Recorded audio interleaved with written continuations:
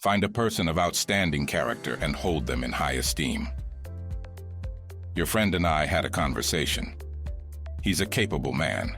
His first words revealed what spirit and understanding he possesses, and what progress he has already made. He gave me a glimpse of his potential, and I'm confident he'll follow through.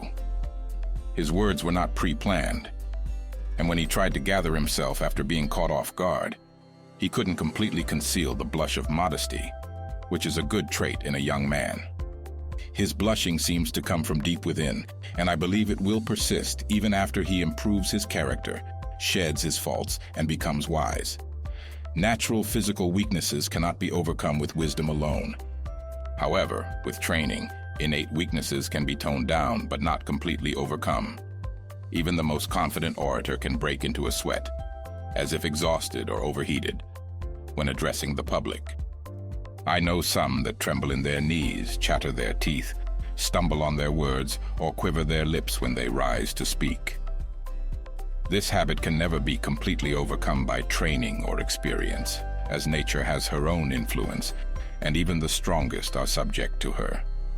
I'm aware that blushing is also this type of habit, where even the most distinguished men can suddenly flush with color. It's more common in youth due to their warmer blood and sensitive nature, but even experienced and elderly men are not immune to it. In some cases, blushing can reveal someone's true nature, as they seem to let their sense of shame slip away as their face turns red. Sulla's cheeks would blaze with color when he was in his fiercest mood. Pompey had the most delicate features and would blush in any public gathering, especially at a public assembly. I also recall Fabianus turning red when he testified before the Senate, and his embarrassment suited him remarkably well. This behavior doesn't stem from a lack of mental strength, but from encountering something new. An inexperienced person isn't always confused, but often overcome, as their body naturally inclines them to slip into this pattern.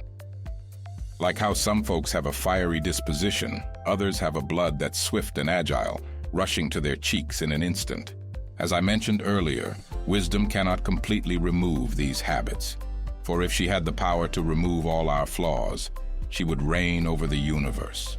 Whatever is predetermined by our birth and the unique mix in our being will remain with us, despite our soul's persistent efforts to conquer it. However, they cannot manufacture a blush, for blushing cannot be controlled or created. Wisdom cannot guarantee a cure or provide us with a remedy. Blushing comes and goes on its own accord, following its own rules. But it's time to conclude this letter. So listen carefully to this useful and wholesome maxim. Find a person of outstanding character and hold them in high esteem.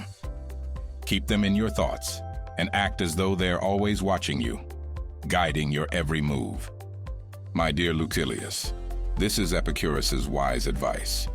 We need a guardian and companion to help us avoid wrongdoing. With someone standing by our side, we can eliminate most sins. The soul should have a role model, someone it holds in high regard, to sanctify even its innermost sanctum. How fortunate is the one who can inspire others to be better, not just when they're around, but even when he is in their thoughts. And how blessed is the one who reveres another so deeply that they can calm and regulate their own actions by simply recalling them to mind. The person who reveres another in such a way will soon become worthy of reverence themselves. Choose then a Cato as your guide, or if he seems too hard to emulate, choose a Laelius instead, with his gentler spirit.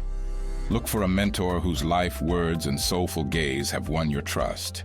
Envision them always as your guardian and role model. We all need someone by whom we may measure ourselves. A crooked line can never be made straight unless we use a ruler. Farewell, my friend. This was the 11th moral letter to Lucilius from Lucius Annaeus Seneca on the blush of modesty, paraphrased by Apex Philosophy. Thank you for listening. Comment below. Who is your role model? Don't forget to like the video and subscribe, and we'll see you next time.